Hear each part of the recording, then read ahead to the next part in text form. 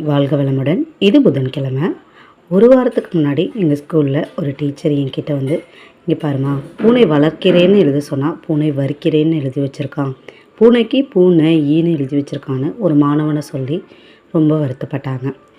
திரும்ப அதே டீச்சர் நேற்று என்கிட்ட வந்து, அன்னைக்கு சொன்னலாமா அதை அழைச்சிடு, இங்கே பாரு ஒரு மிஸ்டேக் கூட இல்லாமல் எழுதியிருக்காமா அப்படின்னு சொல்லி பெருமைப்பட்டுக்கிட்டாங்க. எனக்கு விடாமுயற்சி அந்த வார்த்தை தான் ஞாபகம் வந்தது.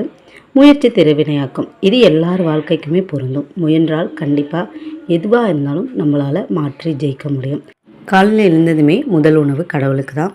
பால் காய்ச்சி வச்சுட்டு நானும் சத்து மாவு போட்டு பால் ஆற்றிக்கிட்டேன். எனக்கு தைராய்டு இருக்கிறதுனால தைராய்டு மாத்திரை எடுத்துக்கிட்டேன். தலைக்கு எண்ணெய் வச்சுட்டு சுடுதண்ணி எரித்து விட்டுட்டு குளிச்சுட்டு வந்ததுக்கு அப்புறமால சமைக்க ஆரம்பிச்சிட்டேன். இன்றைக்கி காரக்குழம்பு தான்.